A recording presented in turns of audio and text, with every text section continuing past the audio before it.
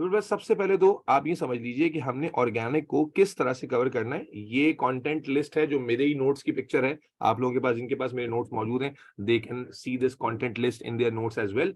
और जिनके पास नहीं है वो यहाँ देख लीजिए कि ये हमारा ऑर्गेनिक का सेक्शन है, जिसे अगर हम कैम्ब्रिज लर्निंग ऑब्जेक्टिव के लिहाज से बच्चों डिवाइड करते हैं तो ये हमारे पास 3 सेक्शंस बन जाते हैं जो हमने एक एक करके डिस्कस करने हैं। ऑर्गेनिक केमिस्ट्री एंड फ्यूल ये पहला टॉपिक है, ये सबसे ज्यादा जनरल टॉपिक है और यूजुअली ये सबसे ज्यादा इग्नोर हो जाता है। और प्रॉब्लम है कि जब आप इस टॉपिक को इग्नोर कर देते हो तो थ्योरी के अंदर this topic sometimes may give you 4 to 5 marks, और वो 4 to 5 मार्क का स्ट्रेट क्वेश्चन जो इजीली हो सकता था, वो बिकॉज कि आपने उसको बहुत ही इजी लिया था और आपने उसको जस्ट एक रीड किया था और आपने उसको एग्जाम पॉइंट ऑफ व्यू से फोकस ही नहीं किया था, तो you will not be able to attempt और गिव राइट आंसर्स। क्योंकि ये पोर्शन जो पहला वाला पोर्शन है ये बहुत इजी है, बट इसमें थोड़ा सा थ्योरेटिकल लर्निंग है। नॉर्मली जो बाकी ऑर्गेनिक है, यानी हम जब ऑर्गेनिक के सेकंड सेक्शन पे आते हैं, this is the most significant section जो आप second section functional group chemistry का देख रहे हो। ये वो ऑर्गेनिक होती है जो यूजुअली बच्चों को सबसे ज्यादा मुश्किल लगती है, because this involves lot of reasoning and reactions and things like that. तो नॉर्मली सारा फोकस जो है हर बच्चे का वो होता है इस पार्ट पर, फंक्शनल ग्रुप केमिस्ट्री पर। एंड द प्रॉब्लम इज कि जब ये आपने अच्छे से कर ली, जाहिर है ये मुश्किल है, हर बच्चा ये अच्छे से करता है, हर अच्छा बच्चा इसको अच्छे से करके आता है। तो और फिर ये वाला जो लास्ट पार्ट आता है 14.3 पॉलीमर्स का, ये भी एक सिग्निफिकेंटली इंपॉर्टेंट पार्ट है। तो ये यूजुअली बच्चों को बॉदर जरूर करता है, लेकिन एक अच्छा बच्चा ना दोनों पार्ट्स अच्छे से कर लेता है। एक अच्छा बच्चा कहाँ फंस जाता है, इस वाले पोर्शन में, क्योंकि ये पोर्शन उसने रीड तो किया होता है, लेकिन जो स्पेसिफिक इंफॉर्मेशन एग्जामिनर आपसे पूछता है उसके लिए सिर्फ रीड करना काफी नहीं है। तो अब चूंकि हम इसको एक यानी बजाय इसके कि क्विक रिवीजन हो, हम ये क्विक रिवीजन नहीं कर रहे। अगर क्विक रिवीजन होता तो मैं शायद आपको 2 क्लासेस में ही पूरी ऑर्गेनिक करा देता। लेकिन जैसा कि मैंने आप लोगों से पहले भी कहा था, जो बच्चों ने मुझसे पूछा था कि भाई ये कोई बिल्कुल हवा के रफ्तार से रिवीजन नहीं होगा, लेकिन बल्कि हम जो है इसको रोज के हिसाब से ब्रेक करके विद इन 1 वीक और 8 to 9 डेज के अंदर पूरा इंशाल्लाह कवर करेंगे। यानी जिसके बाद आपको एग्जाम में अपनी थ्योरी या एमसीक्यू पेपर के लिए परेशान होने की जरूरत नहीं है ऑर्गेनिक को लेकर, इंशाल्लाह ताला। तो हम लोग बेटा आज से शुरू करने जा रहे हैं ऑर्गेनिक केमिस्ट्री के पहले टॉपिक से, which is organic chemistry and fuels. ठीक है जी, जो कि बे इंतहा आसान और बेसिक टॉपिक है। इसमें बहुत सारी थ्योरेटिकल लर्निंग्स है, बहुत सारी रट्टाफिकेशन वाली चीजें भी हैं, बहुत सारी चीजें ऐसी हैं जो पिन पॉइंट एग्जामिनर पूछता है, and you must know all that information. और सिग्निफिकेंटली पेपर 2 के अंदर 4 to 5 मार्क के क्वेश्चंस रिपीटेडली आए हुए हैं इस टॉपिक से, तो इसलिए इसको इग्नोर बिल्कुल भी नहीं किया जा सकता।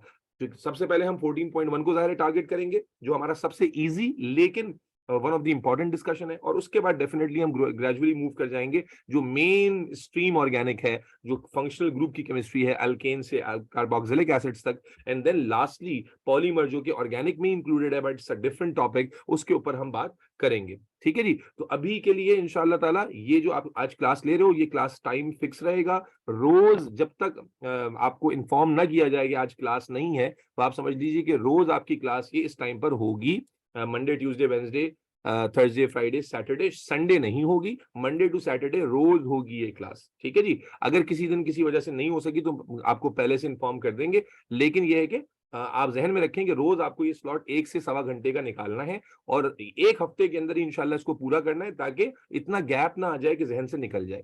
तो बहरहाल ये इंट्रोडक्शन मैंने इसलिए देना जरूरी समझा ताकि आपको समझ में आ जाए कि हमारा जो रोड मैप है वो कितना लंबा है, हम कितने दिन में खत्म कर रहे होंगे, हम कैसे कर रहे होंगे। बहुत सारे बच्चों ने स्कूल में पढ़ी हुई है, बहुत सारे बच्चों ने मेरे साथ भी पढ़ी हुई है, तो इसलिए जो है ज्यादातर बच्चों के लिए it would be a great revision. और अगर किसी ने बिल्कुल नहीं पढ़ा हुआ, that's totally okay, totally fine, because हम यहाँ बेसिक से ही बात शुरू करेंगे and every thing will be explained इंशाल्लाह। तो बिस्मिल्लाह करते हैं अल्लाह का नाम लेके। सबसे पहले अच्छा, बहुत सारी एक्स्ट्रा डिटेल्स जो हम नॉर्मली सेशंस में दे रहे होते हैं, यहां पर हम सिर्फ रेलेवेंट टू सिलेबस इंफॉर्मेशन के ऊपर बात करेंगे, बहुत ज्यादा एक्स्ट्रा डिटेल्स में नहीं जाएंगे, ताकि हमारा टाइम कम लगे और हर बात कवर हो जाए। तो बेटा सबसे पहले जब हम ऑर्गेनिक ऑर्गेनिक का नारा लगा रहे होते हैं, तो सबसे पहला क्वेश्चन जो हमें हल करना है ना, वो है कि ऑर्गेनिक केमिस्ट्री है क्या, ऑर्गेनिक केमिस्ट्री कहते कैसे हैं। ठीक है जी। अब हम ये मान के चल रहे हैं एज अ टीचर कि you as a student do not know anything about organic, तो बिल्कुल स्क्रैच से, वरना अगर मैं बार बार पूछूंगा तो जाहिर है फिर इज्जतें उतरेंगी कि भाई किसी को कुछ पता है, किसी को कुछ नहीं पता, इसलिए और टाइम भी जाया होगा। तो जहां मैं आपसे इनपुट मांगू वहां फिर आपने बढ़ चढ़ के बच्चों इनपुट देना है, तो जो कि जाहिर है कि मैं चाहूंगा कि आपने तो सबसे पहला सवाल ये आ गया हमारे पास कि ऑर्गेनिक केमिस्ट्री है क्या। ये जो हम ऑर्गेनिक केमिस्ट्री में कह रहे हैं, ये ऑर्गेनिक केमिस्ट्री कहते किसे हैं। तो याद रखिएगा, ऑर्गेनिक केमिस्ट्री का जो बेसिक डेफिनेशन था ना, वो नहीं था जो आज आप पढ़ते हैं। और शायद मैंने पहले भी जिन बच्चों को पढ़ाया है ये बात एक्सप्लेन की थी। अच्छा, मेरी आवाज क्लियर है? बिल्कुल ही सन्नाटा छाया हुआ है, मेरी आवाज आ रही है ना क्लियर सबको?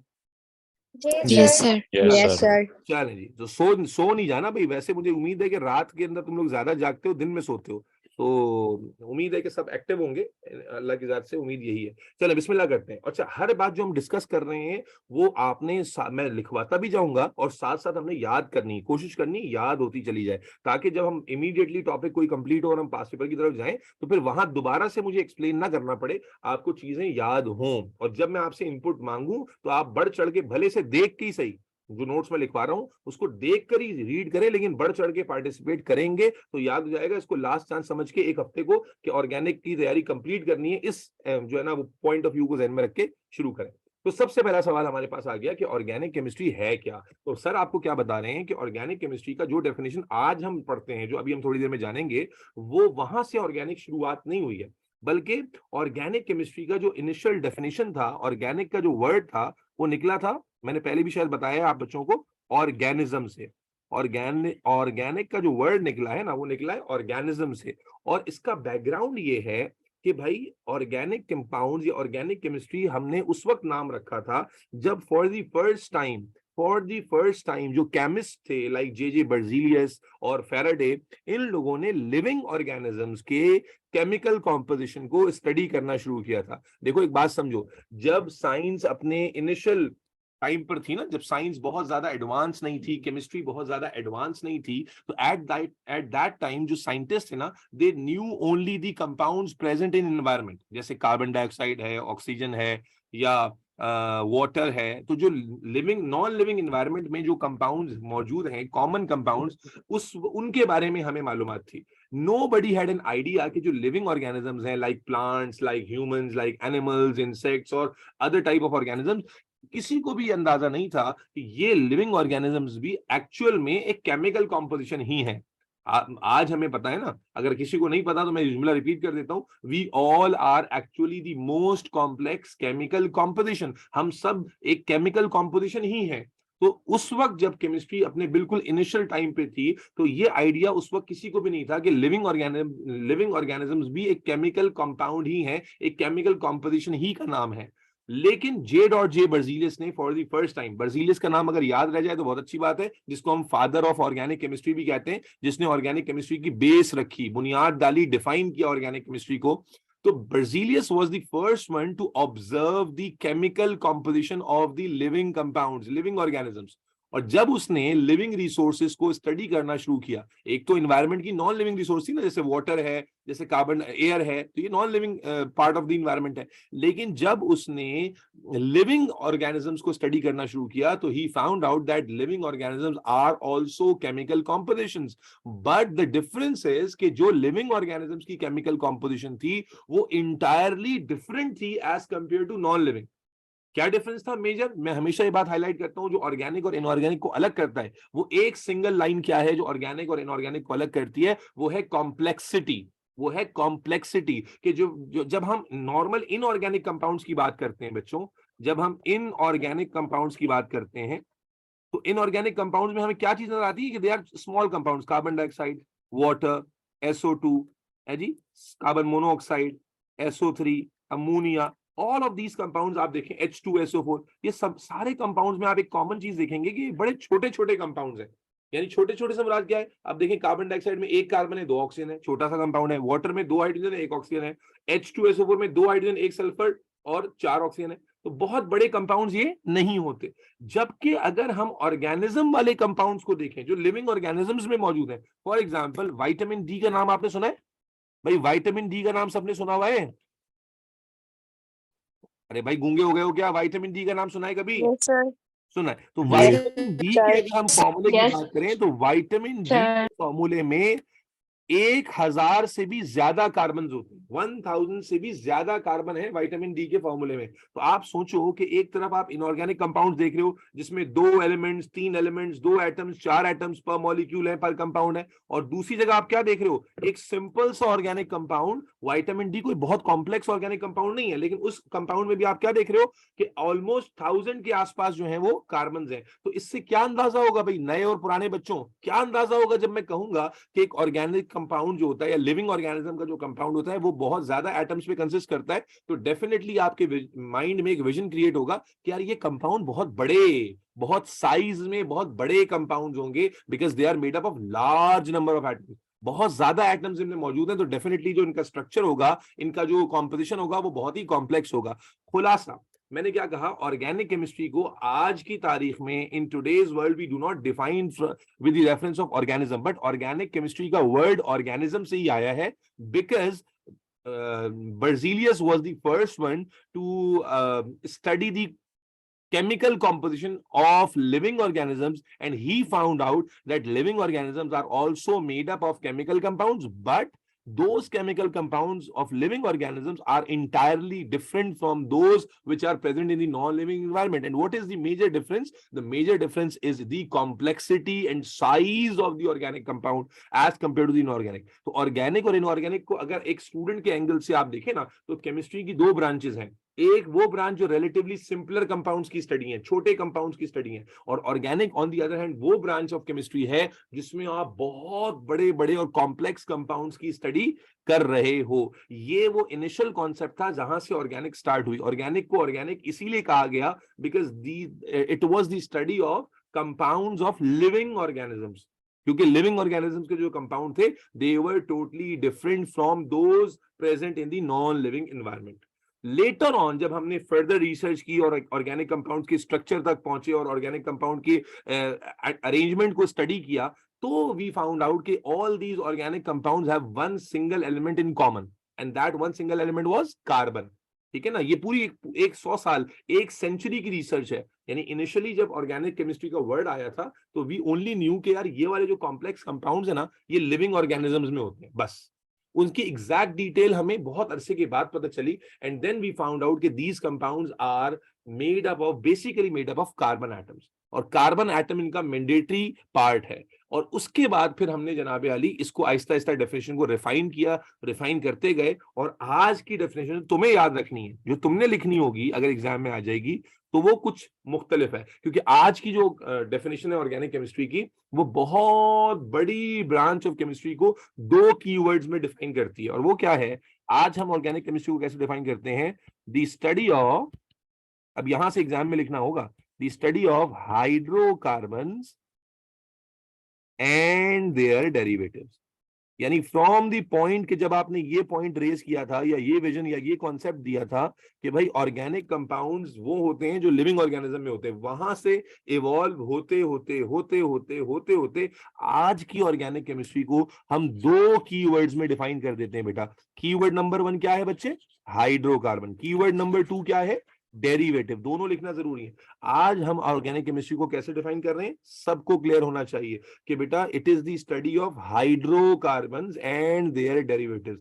आज की organic chemistry is just like a tree.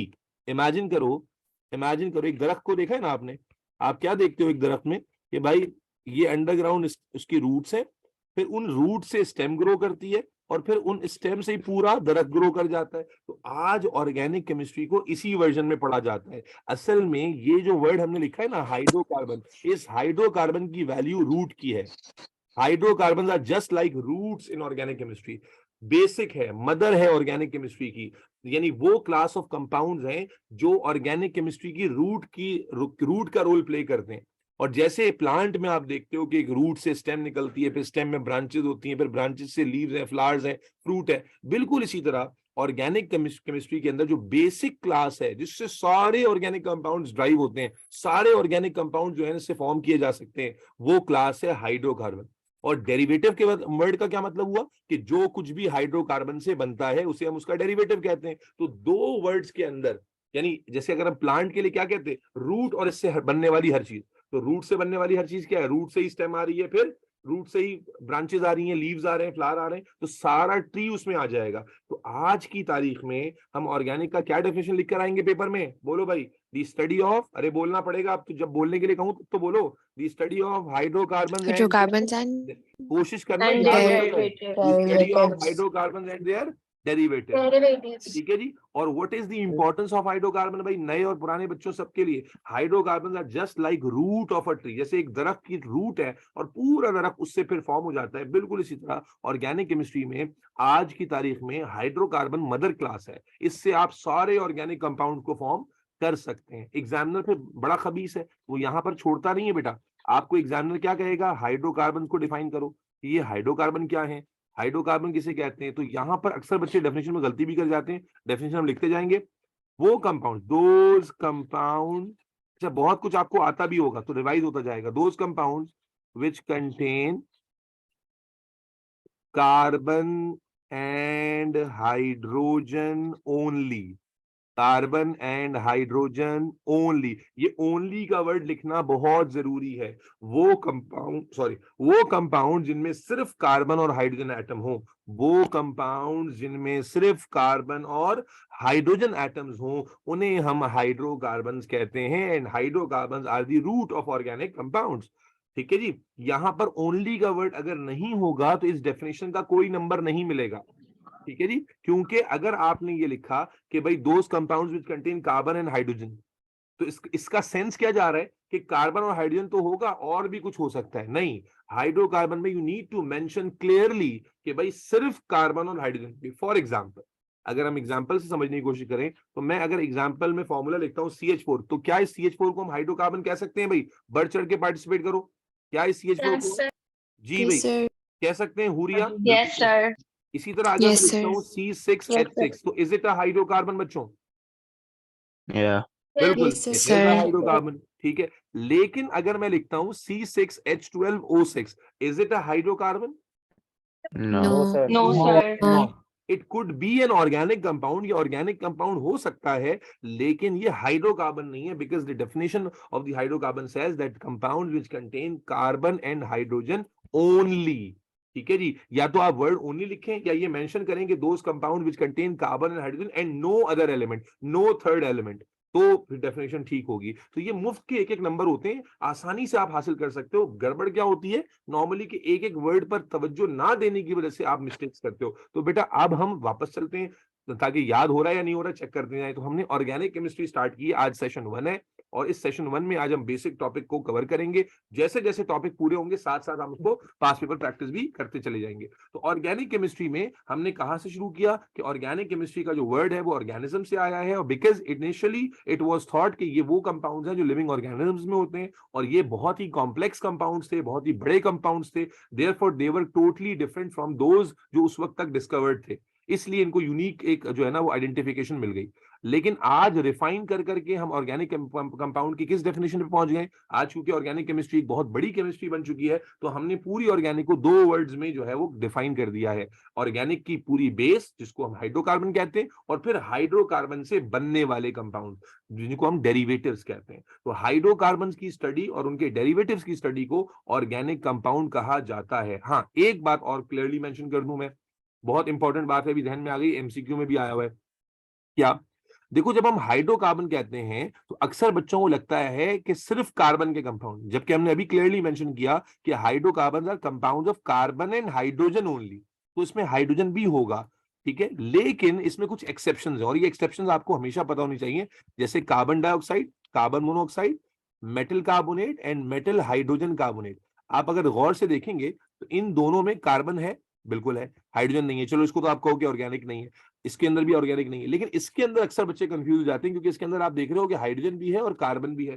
तो अक्सर बच्चे कहते हैं कि चलो ठीक है, ये हाइड्रोकार्बन तो नहीं है, लेकिन शायद ये डेरिवेटिव हो और ऑर्गेनिक हो। नहीं, ये 4 group, carbon dioxide, carbon monoxide, metal carbonate and metal hydrogen carbonate, these are exceptions. ये ऑर्गेनिक कंपाउंड्स नहीं है, ना ये हाइड्रोकार्बन है, ना ये डेरिवेटिव है, ना ये हाइड्रोकार्बन है, ना ये डेरिवेटिव है। तो अक्सर बुक्स में एहतियातन ये डेफिनेशन लिखी होती है कि the study of hydrocarbon and their derivatives with the exception of CO2, CO, MCO3 and MHCO3, यानी metal carbonate and metal hydrogen carbonate. और रीजन क्या है कि ऑर्गेनिक कंपाउंड्स में जो कार्बन होता है ना बेटा, उसकी स्पेसिफिक एक प्रॉपर्टीज होती हैं। इन कंपाउंड्स में कार्बन अपनी वो प्रॉपर्टी शो नहीं करता, इस वजह से हम इन्हें ऑर्गेनिक में काउंट नहीं करते। तो अगर आप अपनी डेफिनेशन में इस चीज का इजाफा कर लें तो और अच्छा हो जाएगा कि study of hydrocarbon and their derivatives with the exception of, यानी अगर सवाल आ जाए which of the following is an organic compound, तो इज एन ऑर्गेनिक कंपाउंड में CO2 won't be an organic compound, हालांकि इसमें कार्बन है, CO भी नहीं होगा। इवन के सबसे ज्यादा गलतियां होती है MHCO3 मेटल हाइड्रोजन कार्बोनेट में, क्योंकि वहां आपको लगता है कि ये हाइड्रोजन कार्बन दोनों कंटेन कर रहा है तो ये ऑर्गेनिक होगा, नहीं,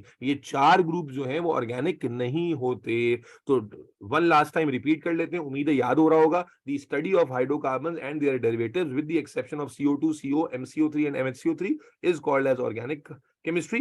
And what are hydrocarbons? Those compounds which contain carbon and hydrogen only are called hydrocarbons. और एग्जाम्पल में हमने समझने की कोशिश की कि भाई CH4 है या C6H6 है, ये तो हाइड्रोकार्बन है, लेकिन एक बड़ा मशहूर जमाना फॉर्मूला ग्लूकोज C6H12O6, इसको हम हाइड्रोकार्बन नहीं कह सकते। Are we all clear till this point?